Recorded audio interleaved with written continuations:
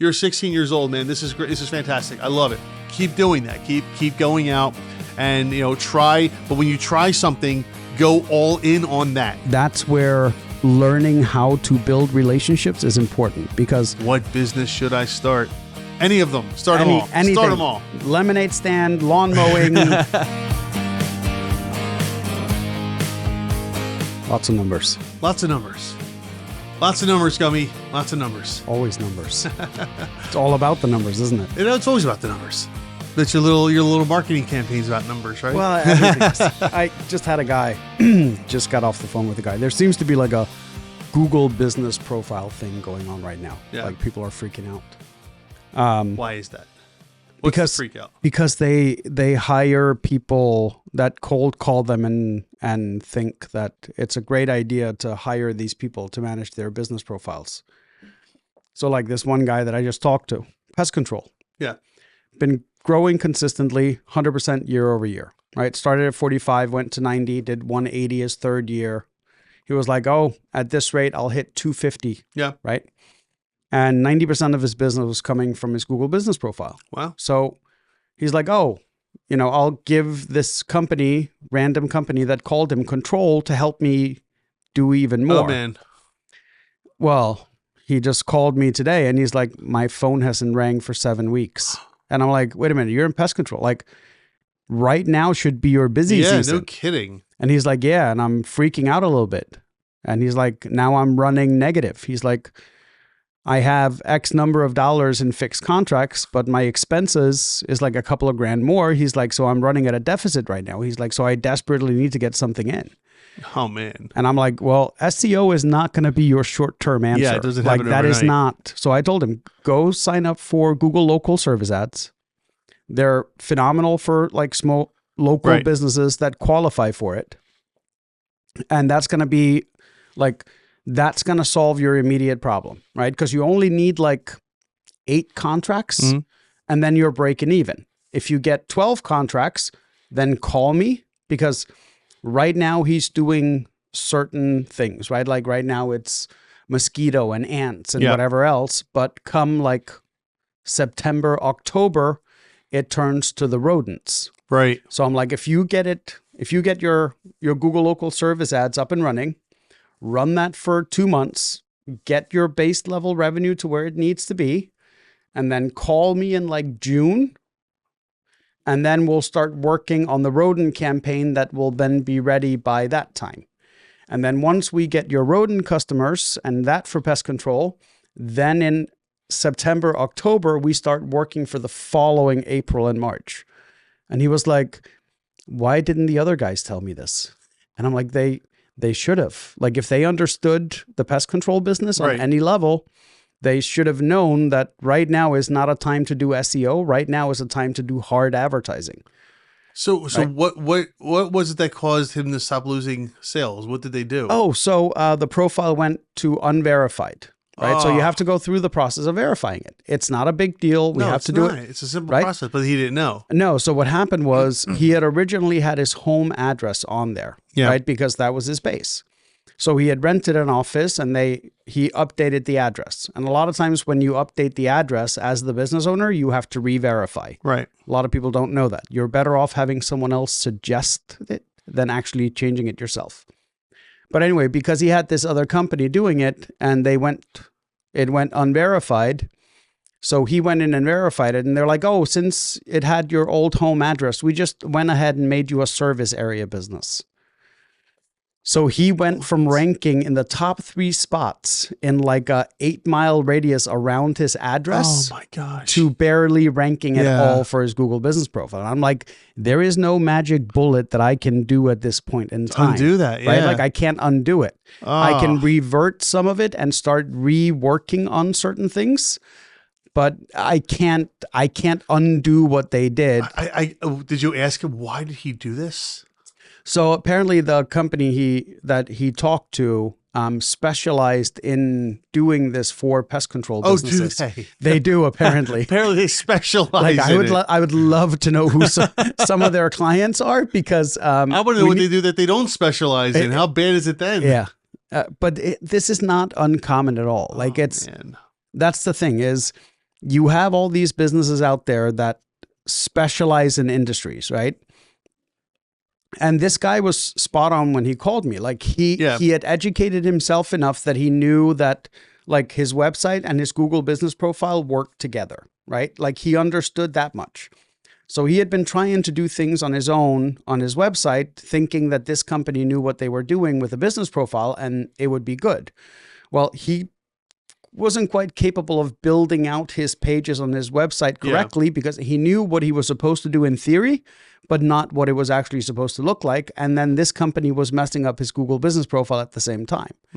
And now he's had to take a pay cut and like, it's a royal mess, right? That's a shame, man.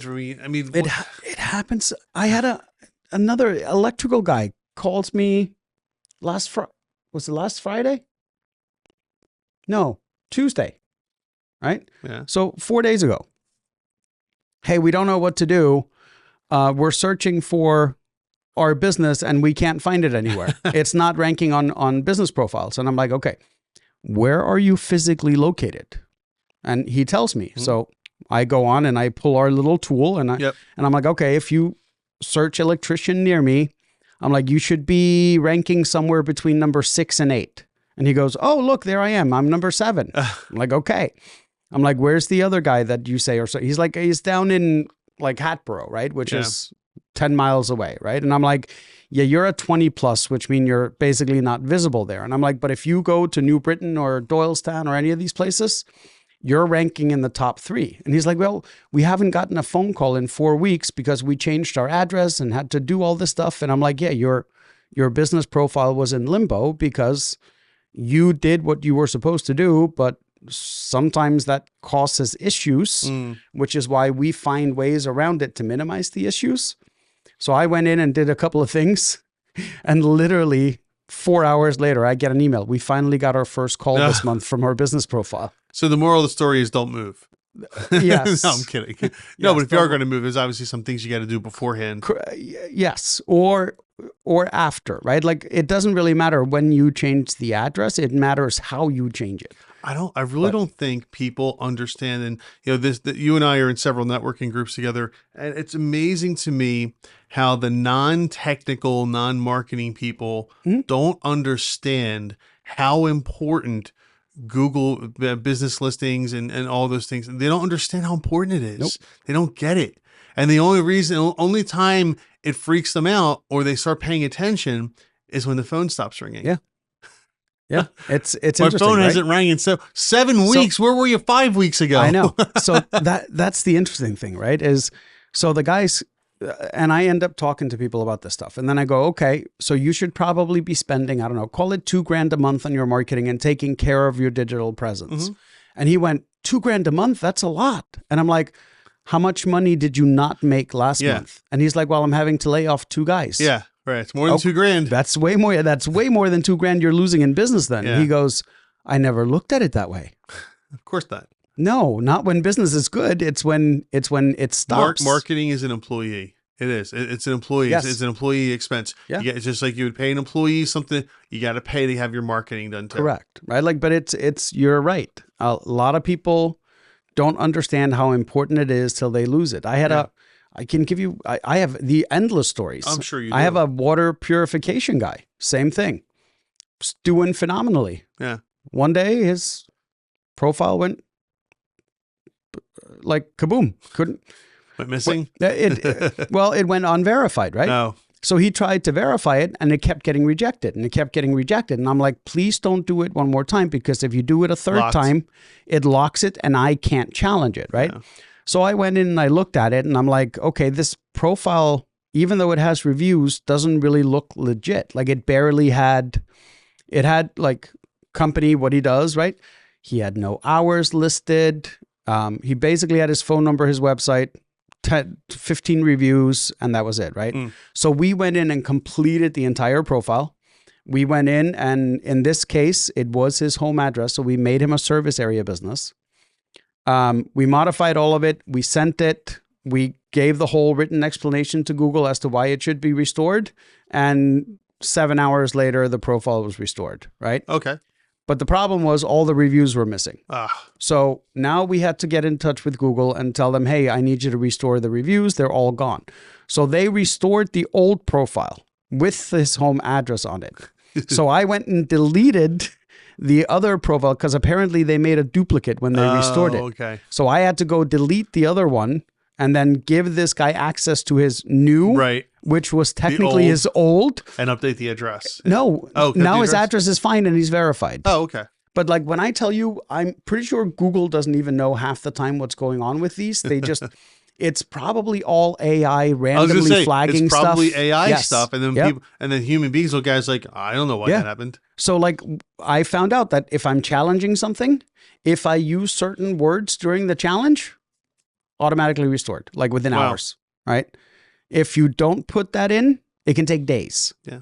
And that's what leads me to think some of it's AI is it's just looking for keywords in my text. Yep. And if it sees those keywords, It assumes you're legit and that Yep. that you have a legitimate Yeah. complaint. Oh man, so that's crazy. anyways. And that, my friends, is why you want someone to do your marketing for you because you don't know those keywords. And yeah, not just that. Like if someone has a business profile that gets unverified, you can do a single attempt at verifying and providing all the Yep. documentation and everything. If your first challenge doesn't go through, don't try it again. Right. Reach out to someone that knows what they're doing with the business profiles and how to restore them. Because once you get locked out, that profile is gone forever. Oh, really? Oh yeah, you can't Forever? You cannot didn't know re-access. that. Oh, once you're totally locked out. Oh man, I thought it was So- just like you had to get a No. human being to undo it. No, it's locked Oh, man. forever. It's gone. There's no way to So challenge what do you it. So now you have to set up a new profile, Ugh, and immediately that profile is going to get flagged. flagged. Yeah. So then you have to reset up, you have to go through the process properly and explain the whole reason why this is a duplicate account and that the other one is locked out and you no longer have access to it. So basically you get to, if you do it properly, you can set up a second profile, but you lose all your reviews. It's basically You fresh. are destroying your business at that point. Yeah. You could literally shut your business down. That's a shame. You could literally shut your business, or AI could shut your business down. I have a guy that did power washing part-time, locked out of his profile, and he now has a handful of clients that are his regulars, but Yep. he's not getting any new business. Yeah, business profiles can make or break your business. Like I can rant off 5 people that you and I both know right now that make 100% of their income just from their Google business profile. And see this, it's why you gotta pay attention. I mean, everyone out there that we're talking to, that we're giving advice to, you got this. This is the kind of stuff. This is just one thing That's one that thing you gotta pay attention to. Apparently, on a regular basis. Yes. You should be out there. How often would you recommend someone go and check their profile? We check every profile we manage at least weekly. Weekly. Okay. And we get all the notifications for every single profile. So we check emails mine right now. daily to make sure that there's not been any changes or modifications, because we get notified anytime anybody tries to edit it or it gets flagged, or so like we monitor that on a daily basis, but we physically log into every profile at least on a weekly basis, both to see what's going on with it and also to update it. Okay. Well, see, mine's okay. Mhm. I see mine. Although my profile strength to use a little work. I know yours is okay. I keep an eye on it. Oh, thank you. I believe so. Go here. Go to the top. Yeah. Click on the 3 dots. Here, Yeah. Profile settings. that one. Okay. Yeah. And then people in access. Oh, there you go. Look at that. Oh, that's Who's show. who's That's there? you. Oh yeah. All right, great. Someone keeps an eye on your profile to make Nice. sure Look stuff at doesn't that. happen. My man. All right. And we have done that. Like Have you? with clients. Yeah. Their profile was taken down and we've gone in and re-verified it and taken care of everything. And then they call us like hours later and we're like, yeah, we've already challenged it. Just give it a few hours. Oh, that's good. And they're like, you keep How an do you eye on know? it? Yeah. And we're like, that's what you're paying me for? Like that's part of what you're paying me for? Shifting gears slightly. Yeah. Our Facebook page is up. Oh, look at Start it that. or scrap it. Look It is at on. It's that. officially on Facebook now. Ooh. Look at that handsome guy right there. I know. And whenever you repoint the IP address for the A record, the website's ready too. Oh, I didn't do that yet? No, Oh, I thought I did. go check. Oh. Is there anything on startedorschrapit.com? No, I checked the other day. Okay. I thought I pointed at you guys weren't ready for it yet. Once you do that, the website's ready too. Oh, okay. Just saying. I'll do that this afternoon. I'm sure I have an email from you somewhere with the IP address. Yeah. Okay, I'll take care of that. Okay. Like I might do it during this podcast.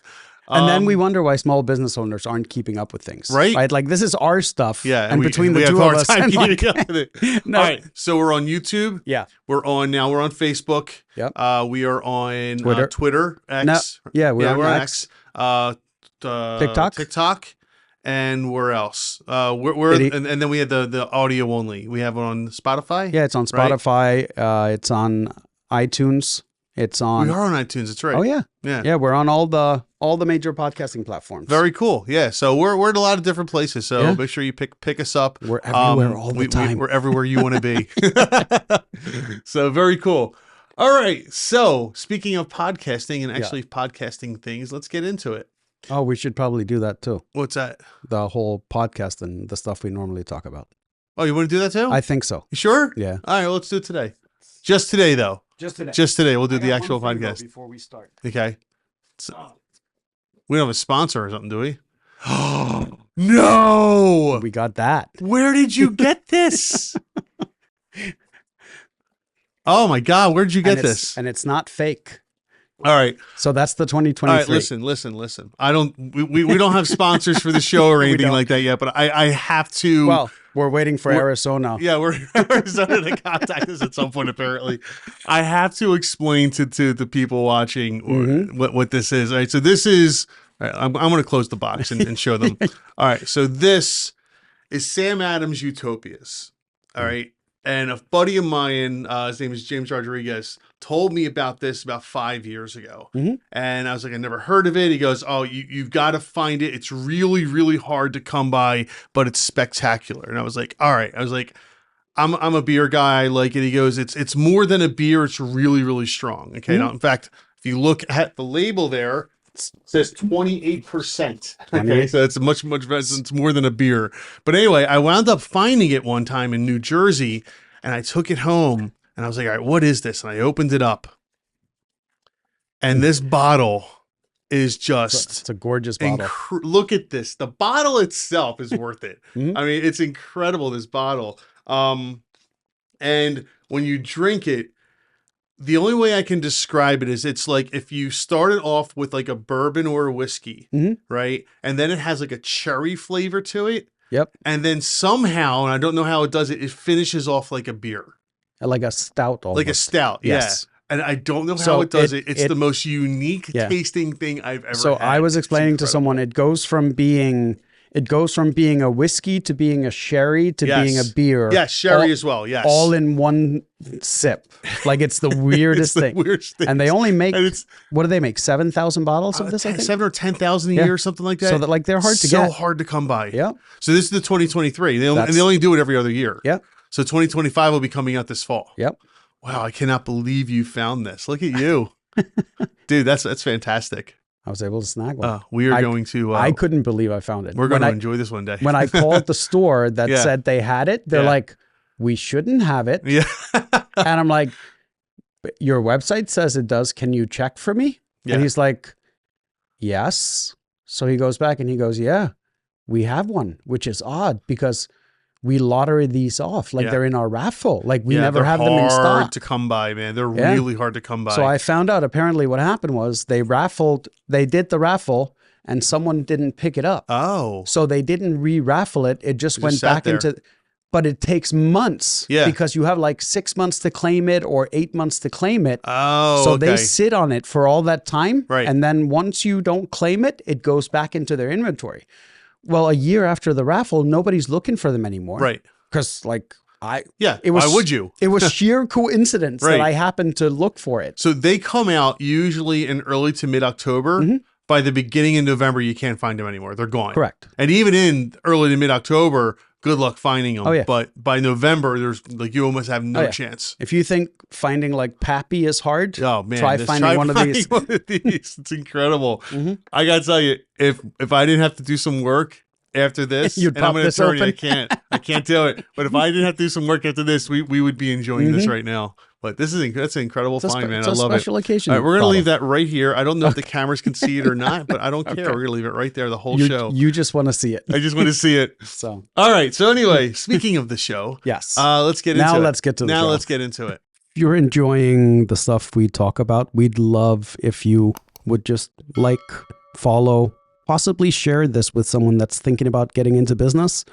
Because if they comment, if they have questions, we will make sure that we get to these comments and questions first. All right, so we are under entrepreneurship today. So we're the subreddit entrepreneurship, and let's see, CVAST12345 says app idea. I've been thinking about an app that helps manage screen time, finances, schedule, etc. Like an all-in-one for productivity. It would also give you a dopamine score based on how much you were on the phone and what you were using. It's just an early idea because I wanted an app like this but couldn't find it. Would you use something like this? What do you think?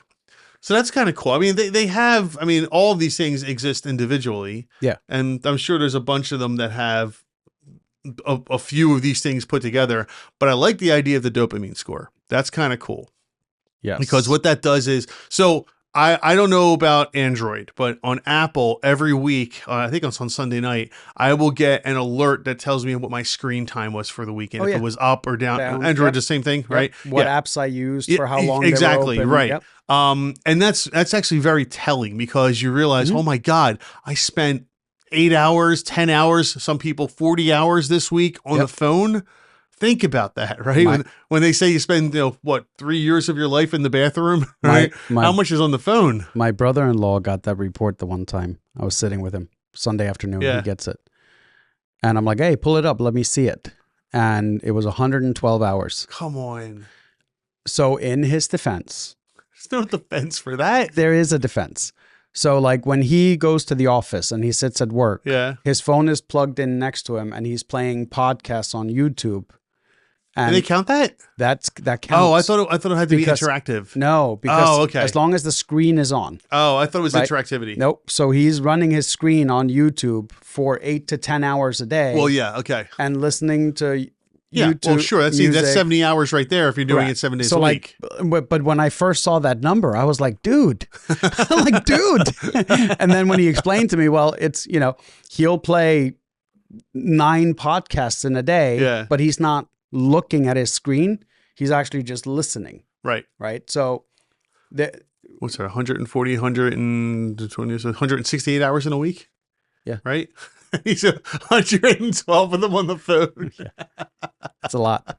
Basically, it's sleep and phone. He comes over sometimes and he's sitting on my couch, right? And he'll be holding his phone on Instagram, flipping through videos. And I'm like, I looked over the one day and the same video had been playing for I don't know how long. And I'm like, that's how videos get 1 million views. Someone falls asleep with their phone 20 of and them it himself. replays the video over and over. No, that's funny. But all right. So anyway, here. So anyway, the dopamine score I think is really cool because I like those statistics because I will look at it sometimes and be like, yeah, I'm spending a little too much time on this phone, and I will try my best the next week to try to do less and less because there's a whole world out there outside of the phone. I don't know if you knew that or not. They just opened it. The whole world. What? The world is now open outside of your phones. All of it? Yeah, all of it. That's crazy. I know it's a weird thing. So don't get too don't get too concerned. But there's a world out there. And are there other people as well? There are other people, and you can talk to them face to face, not through text, not through video chat, but actually a personal interaction. I know it's a hard concept to grasp, but it is real. It is. So speaking of screen time and stuff and apps and dopamine, have you ever heard of the movie Screenagers? No, but it sounds incredible. They just updated it. Okay. It's literally a documentary about kids and screen time and how they use their phones. That's exactly what it sounds like. Yeah. And my wife just went and saw the updated version. I had seen the previous one. Mhm. Like the previous one is from 2016, maybe something like that. And I saw it back then and I was like, wow, like I didn't realize how bad it was and how much it affects people. And apparently over the last 9 years, it's gotten even worse. Like Okay. now kids are literally using the phone as an excuse not to have to acknowledge people around them. Get out. Nope. They are Purposely? purposely, Wow. they purposely focus on their phone so that they don't have to acknowledge people. Like if they're uncomfortable or Yeah. they said, I can just focus on my phone and then nobody cares. And I'm Wow. like, yeah, there's all these things. So like when he says dopamine score, Yeah. is it dopamine score from being away from the phone or is it dopamine score like a warning, right? Is it like you, I assumed it would be like a warning, like you're on the phone too much. that's what I Which I assumed. would like. But like the way he says it, it could be a dopamine score for doing the right things on your phone. Hmm. This is where an app like this would be interesting. Is Yeah, it like, would be. what are you going to measure? Yeah. Like, are you giving me? I thought it was just time based. But that's not a dopamine Well, no, score. it would have to be interactivity based, Right. right? It's because your interactions where the dopamine hits. As you're scrolling, the dopamine gets higher and higher and higher as you just keep scrolling through Yep. things. But when you stop and you're reading, it actually lowers. And when you're just listening to a podcast or something, it gets even lower. So it's the more you're actually doing something that's why Yeah, games it's- like Candy Crush go insane. it's those because quick hits. every time you do something, your brain's like, ying, ying, ying. It's like little electrical pulses into your like- mind, and it stimulates and it's exciting and it's powerful and you can't stop hitting the buttons. Yeah. So like, for apps like this, I think apps like this would be brilliant to load on things like kids' phones too. Yeah. Right? If you could make something like this on a kid's phone where I can manage their screen time, manage their finances, manage their Google Pay or Apple Pay, whatever it is. Or even and in addition to that, limit the dopamine level, right? Yes. So seriously, think about Yes. this. So if the kid's being too interactive on the phone, it cuts them off for 5 minutes. Yeah.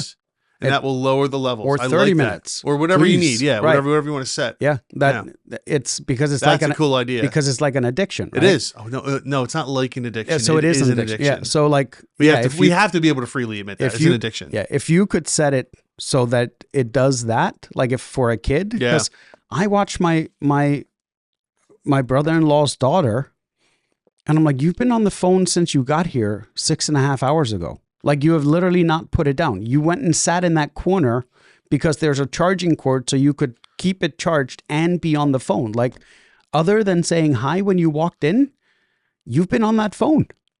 And even like we have a rule, like at the dinner table, no phones. Right. If we're playing board games and stuff, Right, no phones. right. And we had to do that because the first few times we'd be playing board games and we'd be playing with her in every 2 minutes. Yep. And it's not like she's doing it because like- she's doesn't want to pay No. attention to you. It is an an addiction. addiction. It really Yes. is. It is like I mean I feel it myself. I didn't grow up with a phone. You didn't grow up with a phone, right? But even us, we would feel weird without our phones nearby. Yeah, my wife It yells. is an extension of ourselves. My wife yells at me because sometimes I'll go to the driving range or something and I'll leave my phone at home. Yeah. And she's like, "Why didn't you take your phone?" And I'm like, I was going to the driving range." Like, Well, is that because she can't get a hold of you if she needs like an emergency or something? Because I can understand that. how did you survive? Yeah, but we're not in that day and age anymore. I know, We're in a day but- and age of instant But communication. I don't want this to control my life, and I don't want to be available 24/7. Right? Like Even for your family?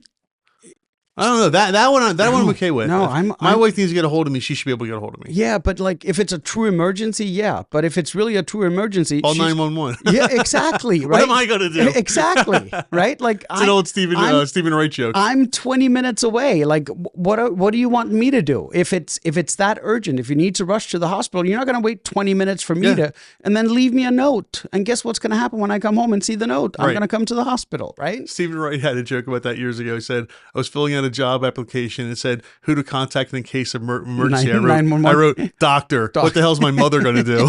Right. But yeah. So like, but it's weird. So same thing. I got asked that same question, right? So like, I don't take so our living area is on the ground floor. Yeah. Our bedroom is on the second floor, right? Or first floor, however you guys. And I don't take my phone, like when it's bedtime for me, my phone stays downstairs and I go up Yep. and I don't check it until after I'm done making coffee and giving the girls breakfast in the morning, right? So from whenever I go upstairs till the time my girls have breakfast, Yeah. I don't check the phone. And my wife said the same thing, right? She's like, but what if your family has an emergency somewhere and needs to get a hold of you? I'm like, they're in Iceland. Like, what am I going to do right now? It makes no difference. 20 minutes does not change Not anything. Yeah. even a few hours, Yeah. right? Like if they tell me, oh, something happened to your grandmother at 3:00 in the morning, Right. it's not like I can jump in a car and drive to an airport and catch a flight to Iceland at 8 a.m. because there's only one flight to Iceland at an airport nearby and it's late at night, right? Yeah. So, and it was part of that came into this whole like dopamine and addiction type thing is I found myself that I would go to bed and I would pull up my phone and then I'd start playing Candy Crush and then I'd scroll Facebook and Instagram and then I'd look at the time and It's 3 a.m. not even like it would No, be but that late, but midnight still. or 1 a.m. Yeah. Right. And I'm like, I just lost an hour of sleep, which I'm now going to feel in the morning for what? Right. I did nothing productive. I gained nothing from this hour, but because the phone knew how to keep the dopamine, and then I wouldn't sleep as well. Like it was noticeable. Yeah. So like, yeah, dopamine score should be a dopamine limiter. Yeah. And It should be. And I think you could build that. I think you could figure that out algorithmically. You could figure out how to at score least it. a guess. Yeah, right? it doesn't Like, have to be exact. No. It's completely time based. And I like that a lot. I think that's a pretty cool idea. So we're saying we like this idea. Where I like the idea with the dopamine score. Everything else is being done. It's already there, right? But if you can have an app that's behind the scenes, non-intrusive, right, that manages your dopamine score or just whatever. I mean, I know they have them for kids where the screen will time out after a certain period. Yeah, but of time. that's just time based, right? That's just time based. I mean, you can actually based on the interactivity that a person has, which you can do. I think correct. That would be great. Because one of the things that like I'll notice, like my daughter will ask, "Hey, can I go on my laptop?" And I'm like, "Sure, you can go on your laptop." Well, there's a huge difference whether she's on her laptop watching YouTube videos. Oh, huge. Or listening to audiobooks. Oh, I thought you were going the other way with it. She listens to audiobooks on there. And I'm like, I'm okay with her laying there for an hour and a half listening to audiobooks. I'm not okay with an hour and a half of YouTube videos. Right. Right. So like, but there are different dopamine levels. There are different dopamine scores. So because there's no. Yeah. Audio has always been different than video. Yeah. Whether it was TV and the music players or whatever. Correct. And it's because like with audio video, players, it's like CD players, it's like the casinos, right? Oh, no, it's not like that. No, but worse. it is because it's like They're the the worst. flickering screens and the lights and the music and the ding. And the high sound. It Ding, is, ding, ding, ding, it is ding. Yeah. all designed to keep your dopamine at peak levels at all the time so that you don't want to leave. Along with the enriched oxygen that they pump in there to keep you awake. You ever notice you can't fall asleep at the casino? Good luck. Go try falling asleep in a casino. Okay. They pump enriched oxygen into the. I'm gonna go do that tonight. I'm gonna go take a nap at Parks. You're not going to be able to. You're going to be wide awake the whole time. But it is the strangest thing because you'll go down there, and my buddies and I have tested this years ago. You go down there, you're fine during the day, and you go into the casino, and you are wide awake. And I'm sure it has a lot to do with your dopamine levels and everything going around you. But I mean, you are wide awake. And then the moment you leave, it's like a sugar crash. But and I mean, I think they designed that for maximum dopamine. Oh yeah. So yeah, it's like if you would go and eat 2 pounds of candy, right? You're going to be like wired. And then the moment that you take it away, it's like, whoa, crash. Yeah. But yeah. So, all right. So I like CVAST, cool. The idea. It depends on execution and exactly how you're going to do it. But I think there's a market. I think your target audience here is parents that want to use it for their kids and people that are trying to, like, almost like an addiction thing, right? Like people that know they spend too much time on their phone and want something to help them wean themselves off of using it as much. Right. Yeah. I think that is it will definitely help. I think especially if your child sees, oh, my dopamine levels are getting high, which is different than if they see a timer. Oh, my Yes. 30 minutes are up, right? Yes. Oh, my levels are getting high. I got Yep. to do something about that because now it's a health issue, and Yes. kids are very much in tune with their health when Oh you yeah. talk to them about it. Oh So yeah. that could be a really cool way to I get them to I like it. to wean them off of lots of screen time. All right, let's see what else we have here. Okay, idea feedback. Let's see. This is from Vivid Tangerine 6691, who says, I have an idea for an app. There going to be lots of apps today, aren't there? That's okay. I have an idea for an app that helps helps groups manage shared expenses, and it includes an option to grow pooled funds with low risk investments. I would really appreciate some feedback on this idea. Would you find something like this useful? I swear we talked about We something did like this a this. while ago, So like months and months I ago. think that idea was for like shared vacations. Like if Yes, that's what it wasn't it? was. Yes, everyone would put money into it. Yes. Yes, Like that's right. we plan a Yeah, spring break and right. everybody puts money in and you can see how others are doing, Yeah, whether you're falling behind, right. And then of course there's money always a in. person who never put a dime in. Correct. Yeah. Um, but So, I all don't. right. So manage shared expenses. So let's look at roommates.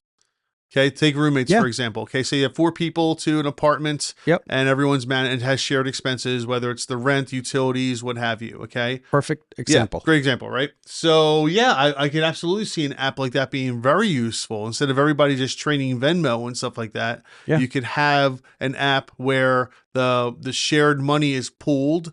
Mhm.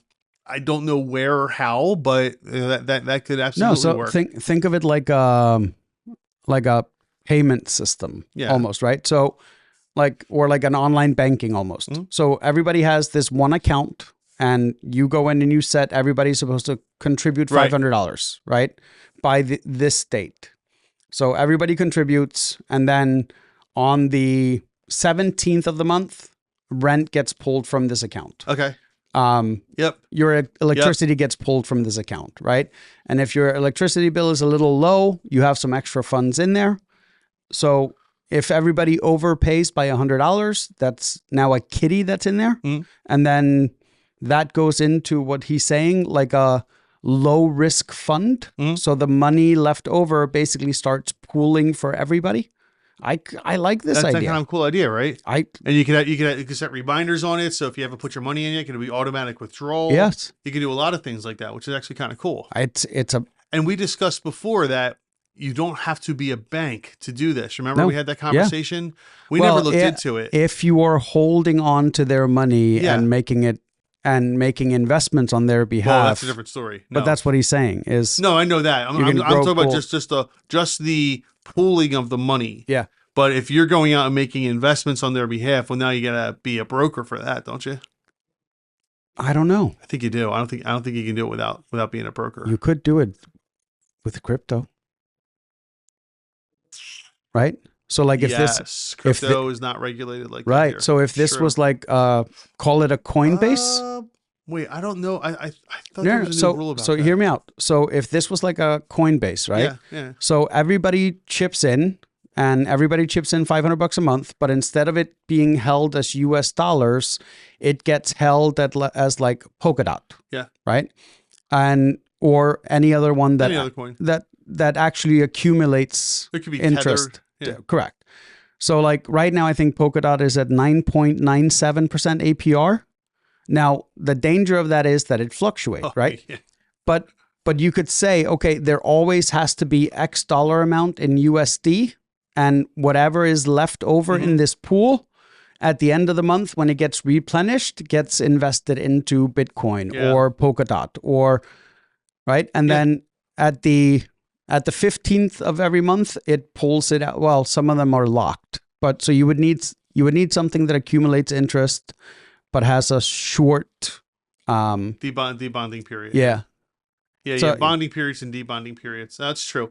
The investment side of it is tricky.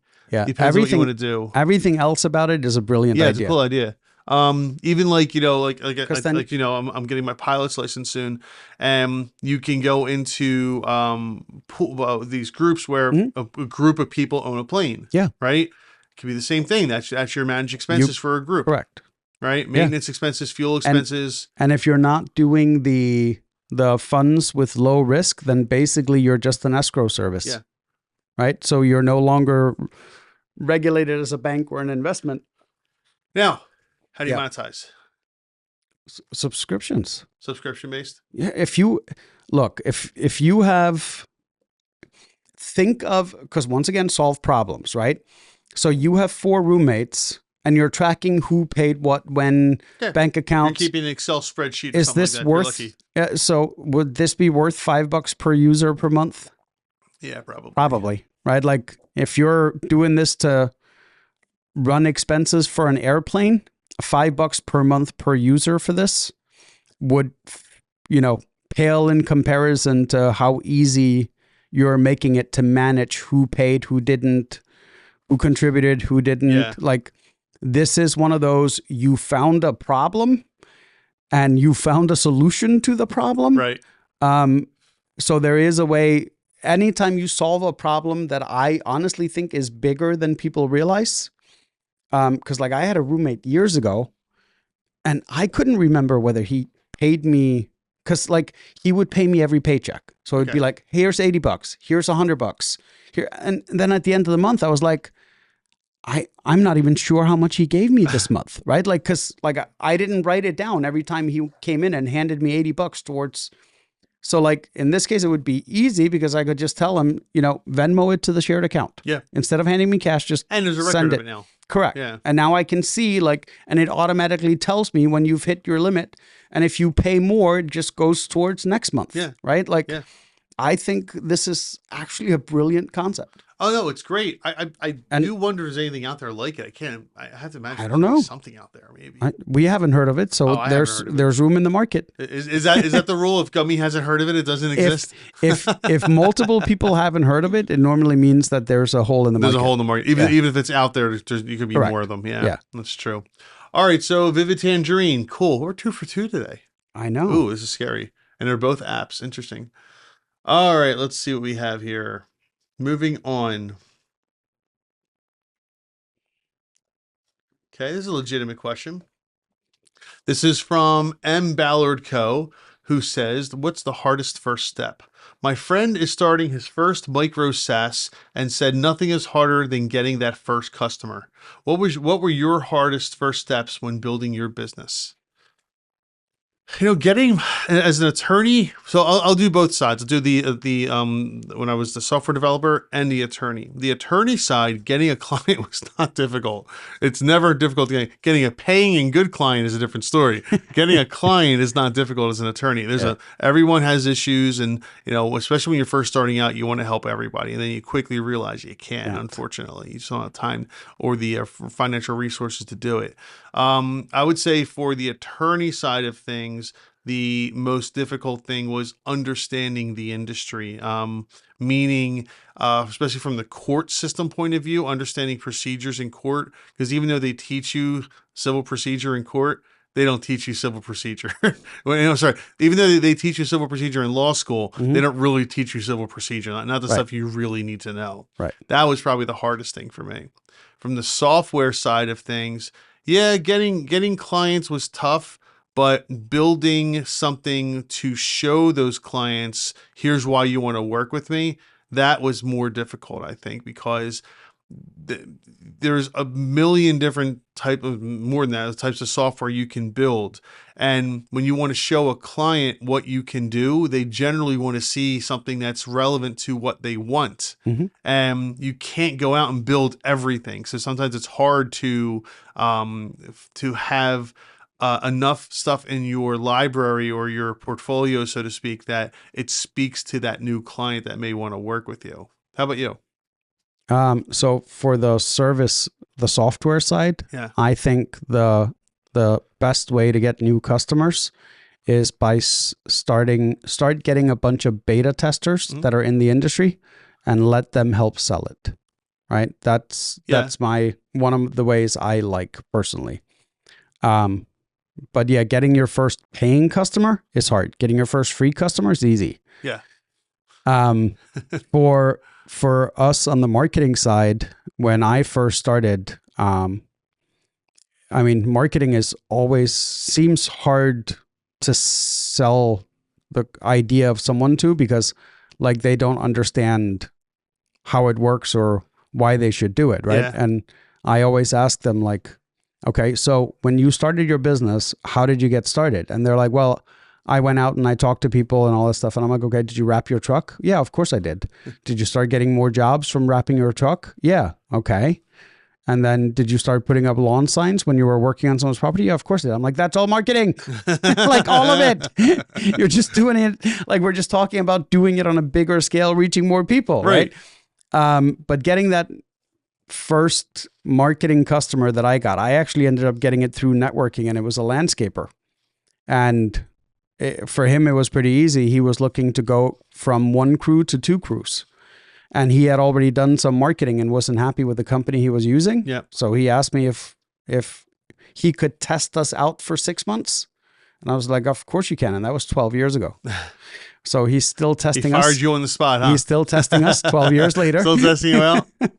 I say you passed the test. But yeah, so that we got our first customer through literally relationships, through me getting to know him personally, and Okay. and him something going wrong with this current marketing company where he was like, okay, I think I'm ready to switch. So what else are hard steps? So, okay, so you get the first customer. Okay, fine. They pay you, and you know whatever service or product you're building is going well. What's another? You know what another first hard step is hiring an employee. Hiring your first employee is another very difficult step. Especially if you don't have experience doing it. Because number one of the things you don't realize is there's so many rules and laws around employment that'll make your head spin. But number two, just finding that right person. Sometimes you're so desperate for an employee that you'll just hire anybody off the street. And when you do that, such a detriment. It could be such a detriment to your company. It can hurt. It can have long lasting effects. I mean, you hire someone off the street, even if the person's not purposely trying to do something bad, but they're just incompetent. Imagine they send the wrong thing to the client, or they don't send anything to the client. The client was expecting it. Now the client doesn't want to work with you anymore. That's a lifetime ban with that client usually, right? Oh yeah, that's a problem. So that's another very difficult thing to do, is to hire your first employee. Yeah, and it's not only hard from the hiring them and figuring out how to hire them. Yeah. It's difficult because you feel like you're taking a pay cut.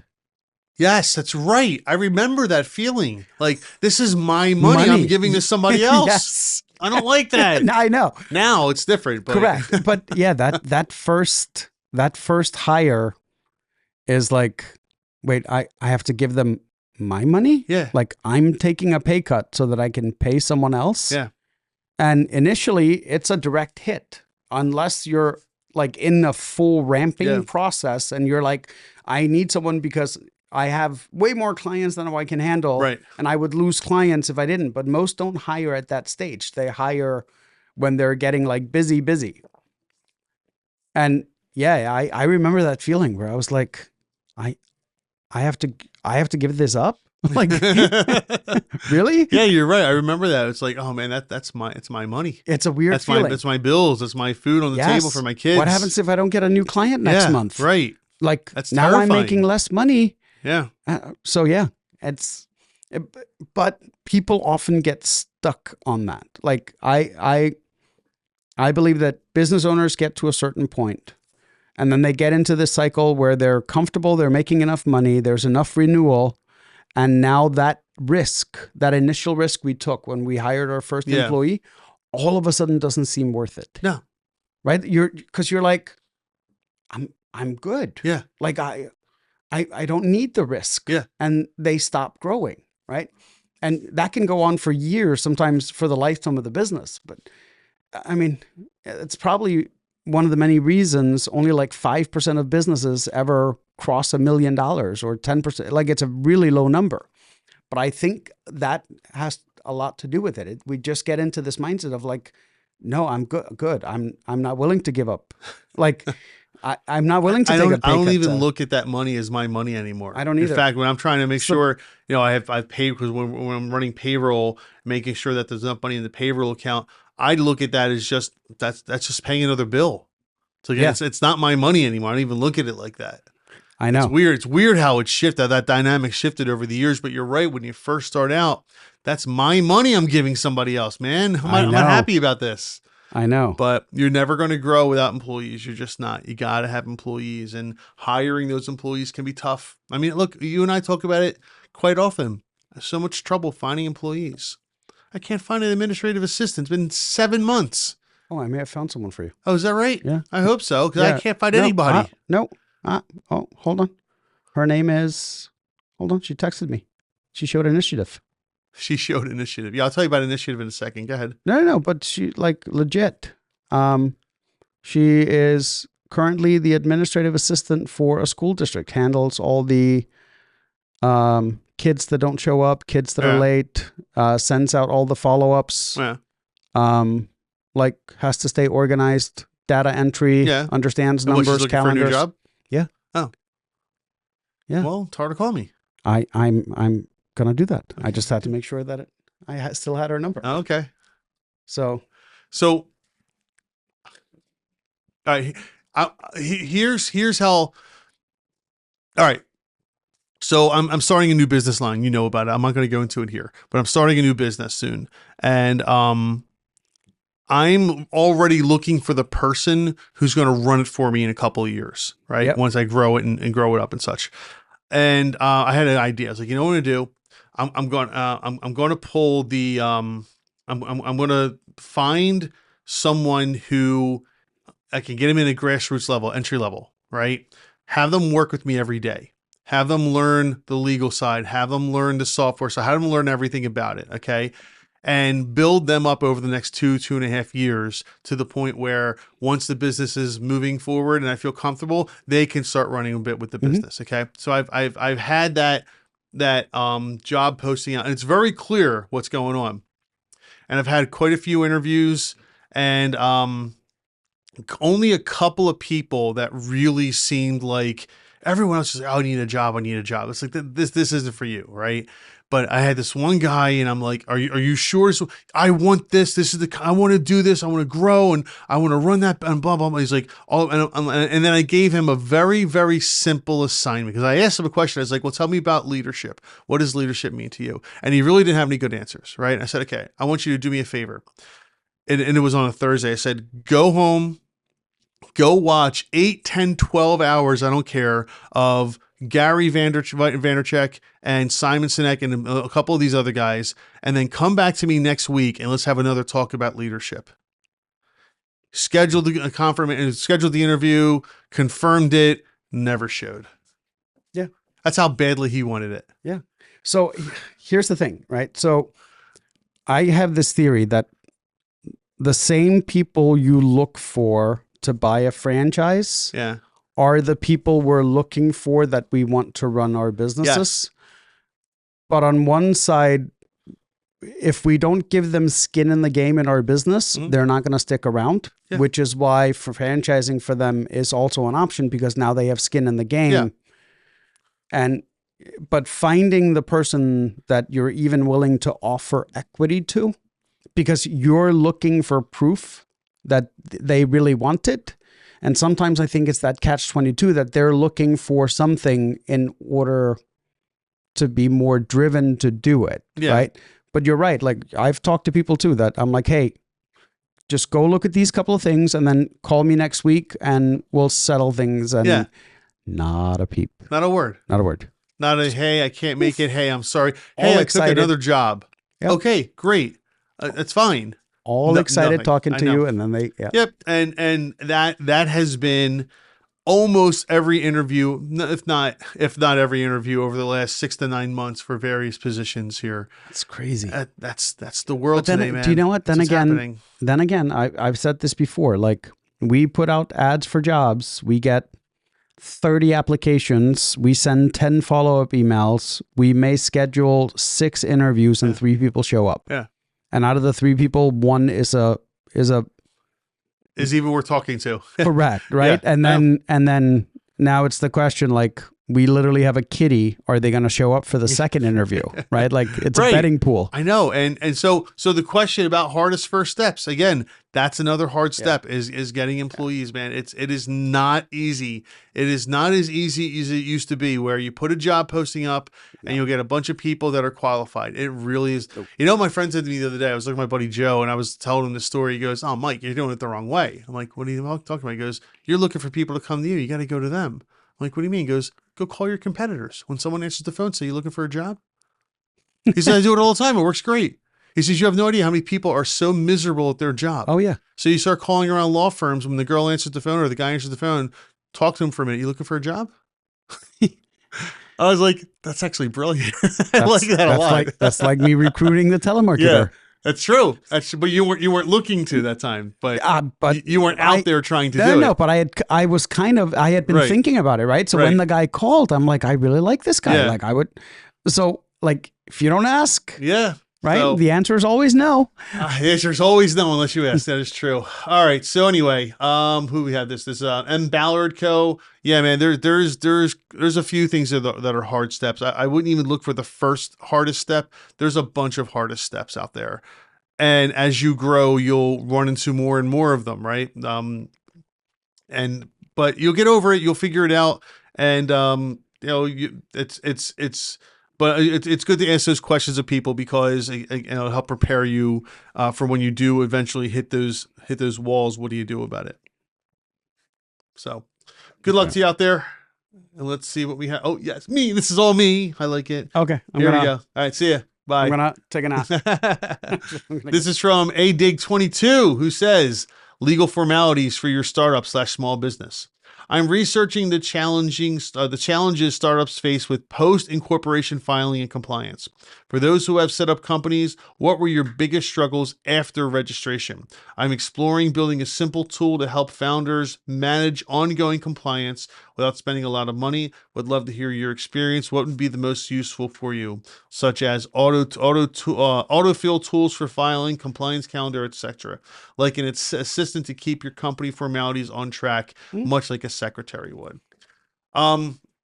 So I would say for the bulk of my clients that I form their business for and then help set up other things as well, it is the inevitable something is coming up, some type of renewal or something like that. It's trademark renewal, renewal, license renewal, annual reports, things like that. Yep. And it is generally something that can be solved easily with a good calendar, right? It really is. So here's the funny thing, right? Is remember earlier I was talking about the water guy, right? So I get an email from him today, and he's like, "Google just emailed me that my home contractor license is expiring next week." Yeah. And I'm like, "Well, yeah, because you have to file it with them to run local service ads." And he's like, "They're really on top of their stuff." I was like, "Why aren't you?" Right. That was my question. But so I like this idea, and I can tell you, since I brought up the whole franchising thing, right? Yep. Is most people don't realize how accurate you have to be with all your dates during the franchise recruiting process and the signups and the renew. Oh, dude, if I send you a FDD and I don't have a signed copy from you that you received it, even if I wait the 30 days, and then you sign on, you give me the check, I can't cash it. I can't tell you that you're a franchisee. Wow. I have to wait 30 days from the time I get the signed document back from you, right? So it can be a digital signature, but it can't be on day 28. It can't be on day 29. It has to be the full 30 days. And then it has to be, I believe, I'm going to have to reach out to the franchise attorney to verify this stuff. But I can't do certain things if the terms aren't specifically listed in the franchise contract. Right. Very specific dates. There are certain things I can and can't do as a franchisor, and there's things you can't do as a franchisee. Franchise law? Oh, really? Oh, yeah. Okay. They're very, people don't know how well that's regulated and followed, and lawsuits left and right. And sure. it's overall, like I still like the franchising model, right? But it's very, very, very regulated. And I can tell you for us, what this guy is talking about is, so I'll give you an example that we have 120 registered domains, but when we get the receipt that we just paid for a domain, Right. it doesn't necessarily say what domain it was. So Really? no, it just says .com registration 1995. Wow. So now we have to go log in Yeah. and double check what was just paid, what domain was it, right? Wow. Your blue light just went out. Did it? My red light's been out too. I just noticed Nice. That's all right. that. So like what he's talking about with all these dates and reminders and things is, the more I think about it, there are so many things that I have on my calendar that my bookkeeper has on her calendar. Like if we could have a centralized calendar that has everything that has to be done, renewals, Right. Trademark filings, sending in FDD documents, because not only do I have to file an FDD, I have to file in certain states as well every year. So like I have to file in New York, I have to file in Virginia. Right. Well, if I filed in New York in March, guess when I have to file the next year? Right. Right? By March. If I filed in November, guess when I have to file? November. So like we have to keep track of all these different dates and all these different filings and when we have to have the paperwork in, and we can't have it in, like I can't send them, if a filing is in November, I can't send it to them in April because it's too far ahead. So like I have these windows of opportunity where I have to submit it. If it comes in after, guess what? Then it's treated like a new registration. Right. So now I have to go through the 90-day, but like there are industries where this is super beneficial Sure. to be able to keep track of all this stuff. Yeah. Well, with the compliance and yeah, and the calendaring's the hardest part. It really is. Yeah. It's very easy to say, oh, just use Outlook or Outlook's calendar or something like that. It's not. It's not almost that simple. To me, this is almost like a reverse CRM system, right? Is that you're putting things on the calendars with the task, who's responsible, who's the secondary. Right. Right. And then you're building all of this out so that you know that every filing goes to at least two people, right? The primary person that's supposed to do it and a secondary. Because if you lose that primary person and nobody goes in and updates the entire system, right, that's going to get lost. Reverse CRM. I like that there. That's a good term. That's a very good term for right? this. It almost is. It almost is. Right. But you wouldn't have to spend a ton of money on this. But like for us, we would pay $300-400 a year for a system like this, right? I'm pretty sure most like trademark attorneys that handle hundreds of trademarks and only do that would love a system like this. Oh, there is. There's systems out there for trademarks. So like these systems already exist. They're being used. The question is, can you penetrate an industry that needs this but doesn't know they need it yet? Like, or could you penetrate a cheaper market? Could you do this for contractors that have all kinds of filings throughout the year? Their contractor license, their insurance, right? Like all these things that they have to do. And they always go, well, the insurance agent reaches out to you. No, sometimes you just get a renewal letter. Right. Nothing changed in your business over the last year. Right. You don't think you should be talking to them? Right. So I like this as like a reverse CRM system type thing because I don't know. There's just so many things. Like no, there's now a lot that I'm to do thinking with this. about it, there's so many things we have to file. With this. Like I'm thinking this is almost like you're talking about the calendar. I'm thinking like an app, right? Mm-hmm. It's on your phone and it's constantly reminding you. It's a checklist of things. Have you done this yet? Have you done this yet? Yes, this is done. It's a task list, but it's also almost like a CRM because you'll load your users in, you load your tasks, you load your dates. Yep. So like it would be people. And then tasks to be, or like filing to be completed and tasks required. Yeah. Right. So like if you're a Google local service ads, right, you have to file, first of all, you have to file your business registration, right, to prove that you are registered. Right. Then you have to file your insurance. You have to file your doc page to show that you're covered to do what you do. You then have to file your contractor's license. If you are in pest control, for example, you have to upload whatever licenses are required to some do type of pest control. chemical licensing or whatever. Yeah, Correct. Yeah. Google wants all of that stuff, right? Well, none of those renew at the same time, Right. right? And if one of these licenses expires on your Google service You lose profile, it. Yep. it's gone, right? Like you're on a pause. And anytime any ad campaign account pauses, it loses momentum and basically starts over. And it takes a while to gain momentum again. So like even on the ad side of things, I know Google sends out reminders and stuff, but you should have filed way before Google sends you a thing that says your license expires in a week. Right. Some of these take longer than a week to renew. So I think, and even for a small like a pesticide guy, Right. if he was paying $5.99 a month for this service, right? Because it's not a super complicated service. It's not like you need a ton of server space, or because it's a calendar with a basic database, right? And contacts. I think it's brilliant. And especially if you can, like if you could pre-program in, now I'm pushing the limits here, right? No, but good. if you could pre-program in that, in the state of California or the state of Pennsylvania, after you start your business, after you file for your LLC, here are things we know you have to do. Right. File for an EIN number, file for this, get your contractor license if you're a contractor. Check your insurance renewal, check so like you would have a pre-populated list of certain things, and all you have to do is assign, if it's not the account owner that gets the reminder, you just have to say who the secondary is. Right. So you would make this almost like foolproof for someone to sign up, that not only are you giving them like a starter list of here's all the things we know you have to file, but you can also add anything else that's not on the list. Yeah, I go back and forth with this quite a bit. Because as a software developer, I mean, I've thought about building something like this. In fact, I am going to be building something like this at some point, but I want to try to do it as much as integrated as possible, meaning that not only is it coming up, but the software already completed it for you.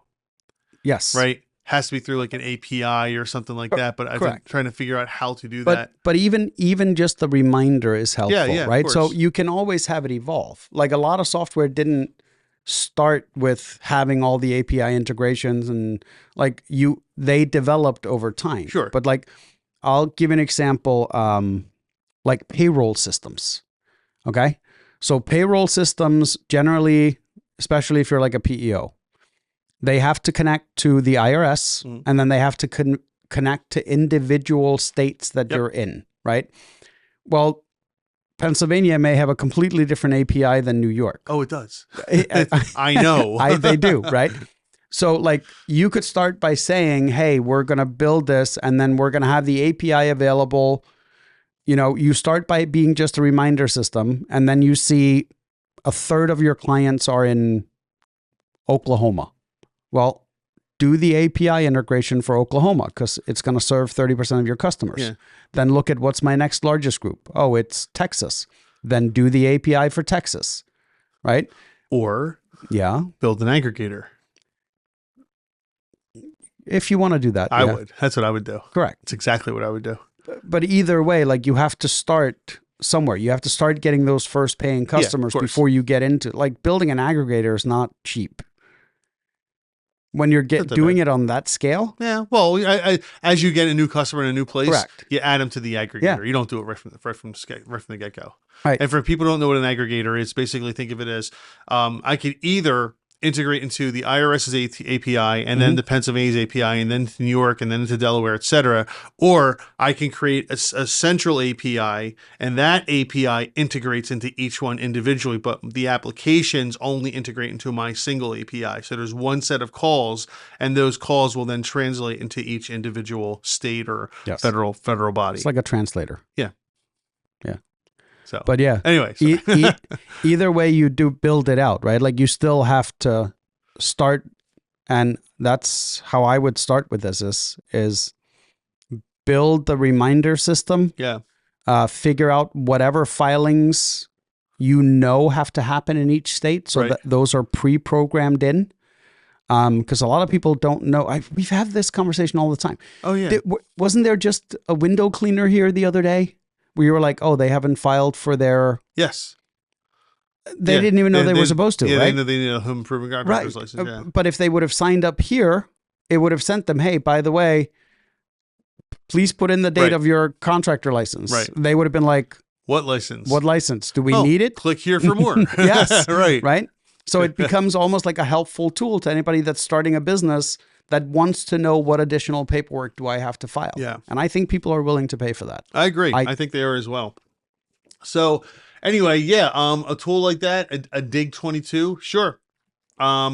It's like you said, reverse CRM. It's a lot of calendaring, a lot of reminding. Definitely something that could be useful for people. Are there more apps? Is the next entrepreneurship question an app? I don't know. It's want to find out. All right, let's find out. There's been a lot of apps today. There have been a lot of apps today. So anyway, good luck to you. Last week we didn't have any apps or any software. I don't think so. We haven't had apps for a little while. I know. All right. How do I structure my presentation? Okay, well, this isn't an app. Let's say this is from Disastrous Ball 7347, who says, I want to pitch a creative designer I really like for the team. Pitch it to my Pitch it to my advisors and show why we really need specifically. He wants a creative designer to join his team, so he wants to pitch it to his advisors. Yep. Understood. This needs to be a very formal, very detailed presentation. What things should I include or structure to follow? Maybe even show extras to show how I pay attention to details. Maybe ways to convince them to like strategies. Go ahead. You start on this one. So we go through this. We hire graphic designers, right? Like, so if he's talking about a creative designer, you're talking about basically graphics, right? So we always start by identifying what is the need for the graphic designer. What do they need to be good at? Because a designer that's good at logos may not be good at presentations, or may not be good at infographics, or may not be good at trade show booths. So we always start by identifying what skill set are we looking for from a designer, right? So in this case, if you already found the designer, but you're convincing them that you need it for a specific thing, then figure out what are the things the designer is going to be doing. Because once you know that, you just put the presentation together around, look, here are the things we need. Here's how this person can execute them. This is why they would be a valuable team member, because like they get it. And here's the examples. And if they don't bite based on that, I don't think there's much else you can do. Yeah. The other thing is if you're trying to pitch basically what you're doing is you're pitching a position. Mm-hmm. All right. Well, what's a position? A position is an expense. Okay. Why should your advisors, let's assume your advisors control your pocketbook. Why should your advisors allow you to spend money on this person? They can't just be good at what they do. They have to bring value as well, right? There has to be a need. Right, exactly. Yeah. So my question to this person would be, why do you need them? Are they just a really good designer? Okay, but do you have the work for them to do? Do you have customers lined up waiting for their service, right? Or are you just bringing them on because they're a friend of yours and you really like them? Well, that could be a real detriment. You can have a problem with that because now it's an additional expense. Any person you bring on into a business should be doing one of two things. You either have administrative overhead costs, right? Because you need people to handle the calendars, like we were talking about. You need people to handle the phones. That's pure administrative overhead cost. Okay. They make you no money. Or they are making you money. Yes. Right? It's one or the other. And someone who's a designer is not an administrative overhead. That person needs to be on the ground because that's not going to be cheap either. And they need to be making you money. And usually they need to make it 2.5 to 3 times what you pay them, to be honest. That's usually the calculation you try to use. So you need to really figure out what value is this person bringing to the table other than the fact that they're a good designer, because that won't necessarily get you money. It won't necessarily earn your business money. And your advisor is going to say the same thing. So if you're going to do a presentation on this person's skills, that's only part 1. Part 2 is how you turn those skills into dollars. Yes. But that's that's a what I'm big saying. part of it. Like No, I know. showcase where the need is Yeah. and how they solve this need and how it's going to be beneficial to the Yeah. organization. And it should be a relatively Yeah. easy sell. And if you right? can project why this person will turn Yeah. arbitrarily $100,000 a year in revenue into $400,000 a year in revenue, that's a very easy If sell. let's take an example. You're the social media manager in this case, and you need a creative person because your creatives aren't up to par, Yeah. right? Like people have a tendency of hiring like the marketing person and then expect that person to be good at copywriting Right. and designing and like nobody's good at all those things and the data. And so let's say you're the social media manager and you're really good at copy and you're really good at that part of it. You're just looking for the creative to go with your copy. Yeah. It should be relatively easy for you to showcase, look, here are similar posts with better graphics that got way better engagement. My copy is better, but the graphics are lacking. So if I can get the graphics person, we should see increased engagement based on better graphics. Yep. That's a legit data point. Yeah, absolutely. Right? And that's a legit sell. Well, okay. More engagement's not bad. Right. Will it lead to more sales? Probably down the road, right? But with social media, everything takes time. Right. But that's a legit way of showing. But at least it shows that there's a path to sales. There's a path to more income, path to better profits, as opposed to what a great designer. Let's make him part of our team. Yep. And then what? Right. So then our stuff will look cool. Right. Okay. Does that make us more money? Yeah. Well, not really. Well, maybe. So honestly, at the end of the day, if we're talking about a business, the purpose is to earn more revenue, earn more profits. How is this person going to do that?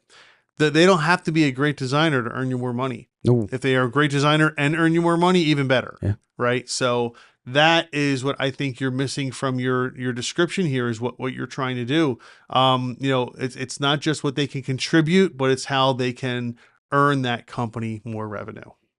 Yes. So that is how do they add value? How do they add value? That's what it really is. What How it do they boils add down to. value? Yes. Yeah.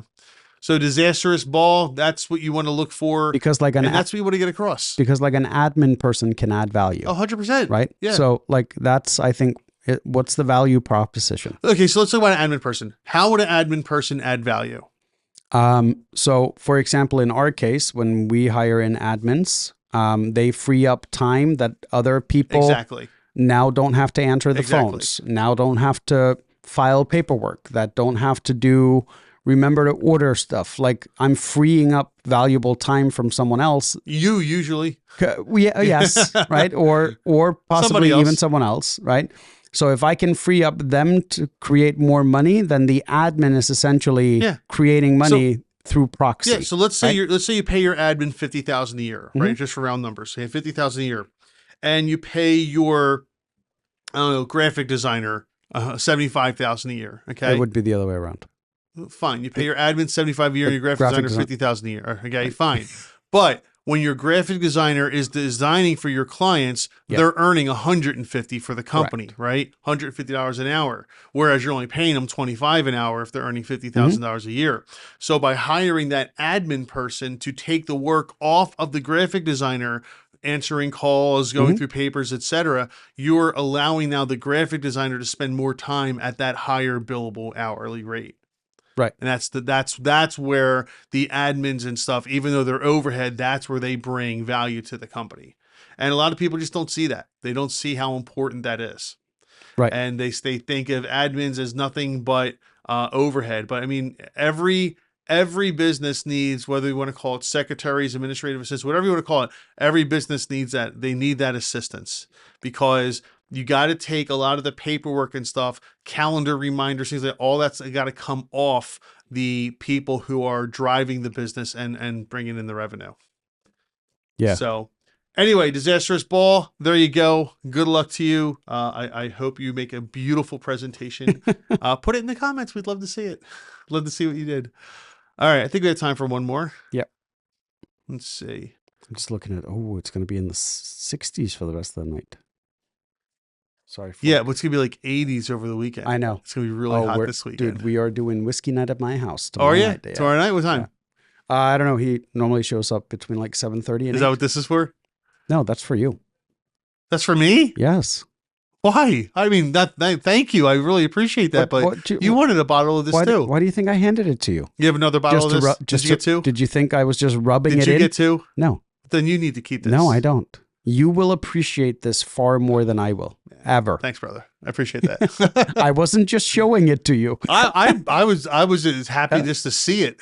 Wow. Yeah, no, that one is for you. Okay. Thank you. Great. Now I'm going to buy you a bottle of Pappy's. All right. Let's see. No, you don't. So this is from Organic Life 4688, who says, what business should I start?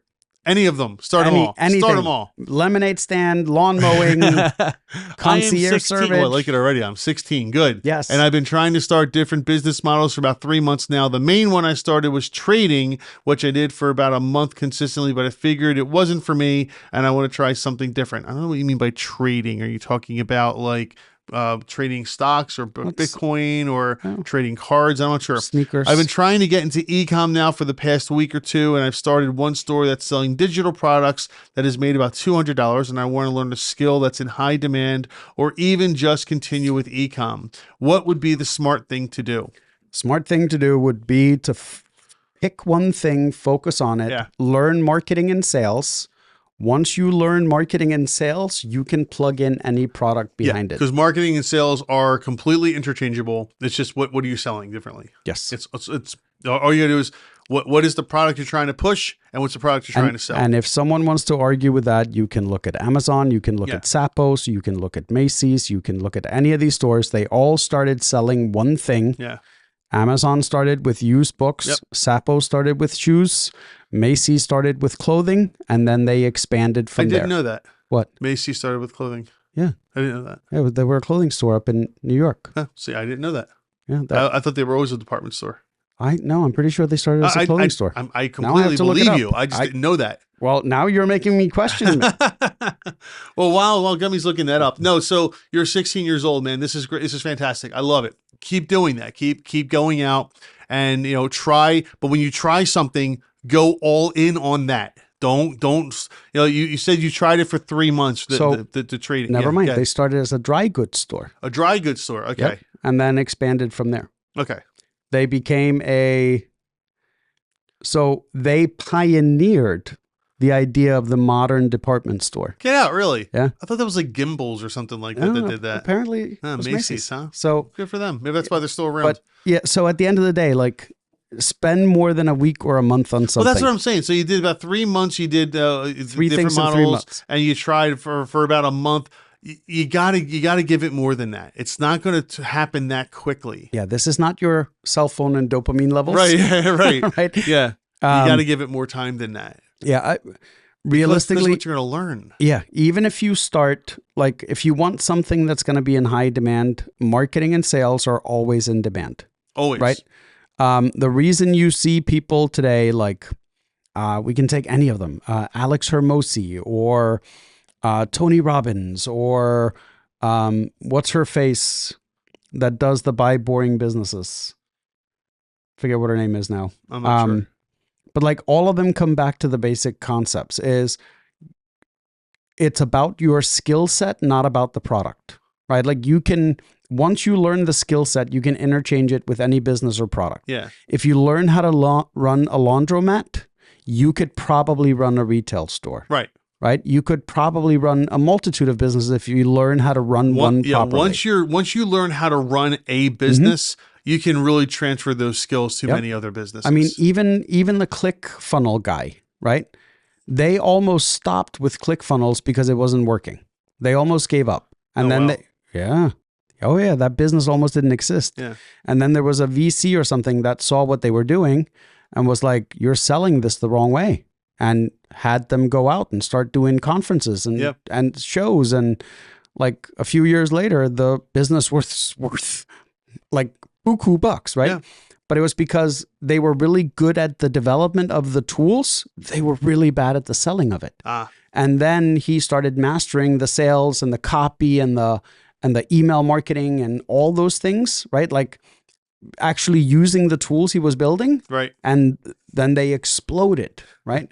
But if they wouldn't have stopped to get better at the presentation and the marketing and the sales and the copywriting, Right. they wouldn't be where they are today. So Like, let me give there's you another, no way. Let me give you another example. So take a home improvement contracting for a business, for example. Take a landscaping business. That's an even better any of them. example. You don't have to be a good landscaper Nope. to run a good landscaping company. Nope. You hire people to do a good job, but Actually, you be good at running a business. The biggest landscaping client that I have, the owner has never touched a piece of heavy machinery. There you go. And he Meaning, doesn't like, need to, because running a business Mhm. is not doing the business. No. And people need to understand that. Yeah. So as you, my friend, Organic Life, start learning how to run a So- business, you can take that to any business. So I'm not going to say their name, but you've seen the pink lawn care cars Yeah, of around, course. right? Yeah. So do you know the owner of that has never touched a lawnmower since he started the business? Really? Never. And they're a lawn care business. Well, there you go. His job, and he will tell you, he's a young kid. He's in his 20s, late 20s, I think. Is that it? Really? Dude, Good for him. you know, he figured out early on that it wasn't about being able to do the work. It was about being able to sell the work. Yep. And if you look at, let's take roofers, right? Or pool guys or any of it. Because I had someone ask me just this weekend, like, do you have a good pool company that you recommend for renovating pools? And I told them flat out, like, you could probably randomly pick 5 random pool companies that you decide to work with. Yep. A salesperson will show up at your house. I'll call the next pool company in line and I'll have somebody show up. We can hire 2 different companies, but it's the exact same crew that shows up at our houses. Right? It's because That's funny. a lot of these, like most, I'm not going to say most, many roofers don't actually have the crew. No, I've heard they're that. subcontractors. I've heard that. Right? Yeah. And this is becoming so true across so many industries. Like, I had a client come to me like a year ago. They were doing $2.5 million in sales in roofing. And nobody in the company has ever swung a hammer nor gotten up on a roof. They just go out, they sell it, and then the subcontractors show up and do the work. Yep. They collect the money, pay the subcontractor, and all they need is the liability insurance for selling the job. And like, if you're good at marketing and sales, plug in any product behind it. Any product. Doesn't matter. Like, what can't you get on Amazon now? Right. Because they are really good at sales, marketing, and customer service. Yeah. That's what they're really good at. So it doesn't matter what they sell. They started selling damn Hyundais. Like, you can order a Hyundai on Amazon. Really? Yes. I didn't know that. Jeez. Yeah, they just partnered there. It was the test. Like, they're Yeah, becoming a car dealership. That's crazy. Yes. So you order your Hyundai and customize it, whatever's available, what's in inventory, you order now, pay with Amazon, and then you go to the dealership and That's pick it up. awesome. I didn't know about that. It's crazy. I've seen some crazy things there. I've seen, like, mopeds and e-bikes and something. yeah. I've never seen a car on Amazon. Yeah, that's great. their newest thing they partnered with Hyundai to sell cars. Wow. So, like, once you figure those things out, plug in any product. Yeah. You'll be able to sell it. Yeah, as long as you understand. Once you start learning how to run a business, that's it. It's all you need to do. Yeah, and it's funny because, like, Alex Hermosi, for example, he was like, I was really good at Google Ads. Like, that was his thing. He was really good at ads, and then he became really good at copywriting. Right. And then he became really good at structuring offers that you couldn't say no to. And then he started honing in on his sales skills. Mm-hmm. Like, how do I walk you through it and overcome objections? And then once he's learned that, he's now learning about, well, okay, so what's branding? I'm like, nowhere in this process did that cross your mind that it was important, right? So he's redefining what he thinks a brand really is, right? And the funny thing is, as he's discovering it, he's coming to pretty much the same terms as most brand marketers do. He just got there a different way, right? And he's looking at it from a slightly different perspective. It's ultimately the same thing. He just does a really good job of explaining it to someone. But like, most of these people are a great example of, they were really good at one thing. They were really good at running a business. They were really good at marketing. Yep. They were really good at sales. And from there, you could plug and play any product or any business into it. And they just knew what to do. Yeah. So, I mean, look, I get the, especially because you're young. Mhm. I tried it for a couple of months, not working out. You got to be more than that. It's got to be more than a couple of months. Yeah. I can't give you a time. I can't say it's got to be, exactly a year or exactly 8 months, but you gotta, you know what it is? You got to do it till exhaustion. You got to keep going until it's just like this is not going to work. No matter how much effort I put into this, and you got to be realistic about it. So you can't just get bored. But I think this is the generation right now that is falling for all these get rich quick schemes, Yeah, I know. right? We talked about this too. Yeah, right. Like this is the Passive income. I started a digital marketing business and I'm making $6,000 a month. Yeah. And it took me 3 weeks. No, it didn't. No, right? it didn't. No. Absolutely did not. You grew your revenue possibly to 6,000 over 3 weeks, but you may have spent a year right trying, preparing. failing, and then finally you got it. And yes, now you're there. Yeah. But that's not how most of these work, right? 99.9% of them don't become multi-$1,000 businesses overnight. Like I have a litmus test. When someone calls me and is interviewing us to see whether or not we're a good fit, my question is always, do you have a CRM system? If they say no, my next question is, how much under $1 million are you in revenue? Mm-hmm. And they go, how do you know I'm not a 7-figure business? There's no way you're doing that without a CRM. Correct, right? Like that's kind of the litmus test, right? Are there exceptions? Yes. Like if you are a hardscaper that does 3 projects a year and each project is $500,000, you probably don't have a CRM. Yeah. But if you are pest control, lawn mowing, water treatment, chimney repair, like it doesn't matter what it is, right? Yeah. If you aren't running and like for that industry, you have software like Service Titan, right? Like that's essentially just a CRM system. Right. But the businesses that don't implement that early on, I can tell you, have very little chance of hitting that 7 figures a year. Yeah. So it's a great litmus test. So, another thing to consider is while you're out there, just keep building relationships. I don't think we talked enough about that in this particular one. Keep building relationships, keep going out and networking, meeting people. It doesn't matter if they're buyers or sellers or whatever. It doesn't matter if you're actually going to be able to sell them a product today. Build those relationships and stay in contact with those people over time as well, because man, at 16 years old, you can have thousands of people that you could call on by the time you're 20, and that is worth more than anything you've ever done in your life. I mean, having those relationships is huge. The thing is, the higher the ticket price of whatever you're selling, the more they are going to be likely to want to have a conversation with you, right? So like when we sell someone a Facebook ad campaign that has a $600 setup price plus whatever budget they have, and then $200 a month in management, we've sold those in a 5-minute phone call. Right. The guy that's spending 8 or 10 grand a month with us was not a single phone call. Oh no, no. Most of them were not a single. That took some work, huh? That took some. That took a little bit of conversation. The internet lied to me. Really? Because you can just do it. I should have it in 3 weeks. Oh yeah. Well, 3 days, right? Oh, I'm sorry. You're right.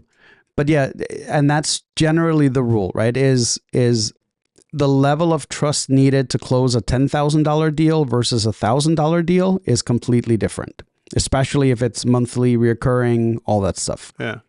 And that's where learning how to build relationships is important, because in learning how to build relationships, you're also learning how to sell. Right? You're learning how to listen. You're learning what the needs are in the market. Like there are so many things you learn being out there and talking to other people and communicating. Right. So, yeah. I agree. So, all right, organic life. That's awesome. Love to hear. I love when young entrepreneurs start out, because it's just it means good things. Just don't fall into the shiny object syndrome where you're always chasing the next cool thing. Focus, stay focused, and just because the TikTok video today said something different than the TikTok video will tomorrow does not mean you have to jump on it. All right, I think that's all the time we have for today. So best of luck to you people out there. Thank you. This is fantastic. This is such good stuff. I can't even describe it. Was good. Like I never would have bought that for myself, but because you had a bottle of it and I got to try it, Yeah. I was like, I'm glad I got to try this because Yeah. it's definitely a unique thing. Oh yeah, absolutely. It's cool. It's like an experience. It is an experience. That's exactly what it is. All right. Speaking of experiences, this one is over. All right. Take care, man. See you next week.